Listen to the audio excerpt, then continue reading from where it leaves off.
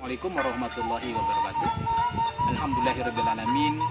Wabihi nasta'inu ala umuri dunia wa din. Asyhadu an la ilaha illallah wahdahu la syarikalah wa asyhadu anna muhammadan abduhu wa rasuluh. Sahabat-sahabat, ada sebuah kisah. Seorang sahabat yang bernama Abu Bakar As-Siddiq menemui sahabat yang bernama Hanzalah. Pada waktu itu sahabat Abu Bakar bertanya, "Kaifa ya Hanzalah? Apa kabar wahai Hanzalah?" Hanzalah pun menjawab, "Nafaqo Hanzalah." Sahabat Abu Bakar As-Siddiq, "Hanzalah sudah munafik wahai Abu Bakar As-Siddiq." Abu Bakar pun kaget, "Kaifa zaka? Bagaimana ini?" Hanzalah menjawab pada waktu itu, "Wahai Abu Bakar, entah mengapa seandainya aku bersama Rasulullah sallallahu alaihi wasallam, ada di majelis Rasulullah sallallahu alaihi wasallam, surga dan neraka itu seolah-olah ada di hadapan dua mata saya. Tarikan-tarikan akhirat itu begitu kencang. Tapi ketika kami meninggalkan majelis zikirnya Rasulullah sallallahu alaihi wasallam, ketika kami meninggalkan majelis ilmunya Rasulullah sallallahu alaihi wasallam, kemudian kami bertemu dengan anak istri, bergaul dengan masyarakat dari latar belakang yang berbeda, entah mengapa sentuhan-sentuhan akhirat itu terasa hilang. Surga dan neraka itu sudah tidak ada lagi dalam benak saya, wahai Abu Bakar As-Siddiq." Ketika mendengar cerita Hanzalah yang dia merasakan penyakit nifak sudah menjangkitinya, bahwa surga dan neraka itu seolah-olah ada di hadapan dua mata Hanzalah kalau ada di majelis ilmu Rasulullah, ada di majelis zikir Rasulullah, tapi ketika kembali bersama anak istri, bergaul dengan masyarakat dari latar belakang yang berbeda, maka sentuhan-sentuhan akhirat itu hilang. Surga dan neraka sudah tidak ada lagi dalam benak Hanzalah itu.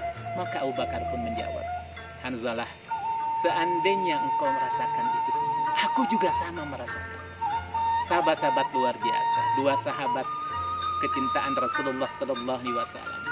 Abu Bakar As-Siddiq adalah sahabat satu di antara 10 sahabat yang dijamin masuk surga. Hanzalah mendapatkan gelar Ghazilul Malaikah, orang yang dimandikan oleh malaikat karena beliau syahid dalam keadaan junub. Ternyata hari-harinya merasakan di mana kondisi ruhiyah, kondisi keimanan itu mengalami tua. Kalau ada di majelis Rasulullah, surga dan neraka seolah-olah ada di hadapan dua matanya. Tapi ketika kembali bergaul dengan masyarakat, bertemu dengan anak istri, meninggalkan majelis ilmu, majelis zikir, maka sentuhan-sentuhan akhirat itu hilang.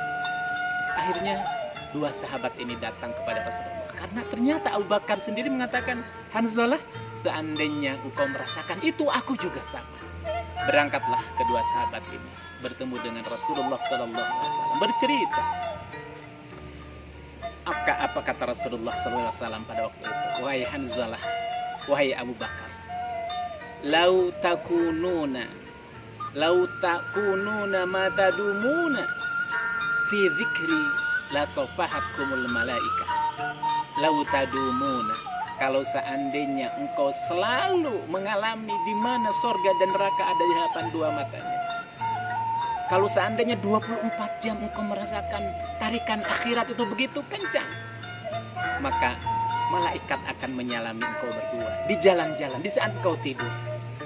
Walakin sa'atan wa sa'atan, sekian waktu, sejam, 2 jam, 1 saat kadang kita berada di mana seolah-olah kita sudah berada di alam akhirat, tapi kadang-kadang waktu-waktu tertentu kita juga merasakan bahwa ternyata butuh dunia."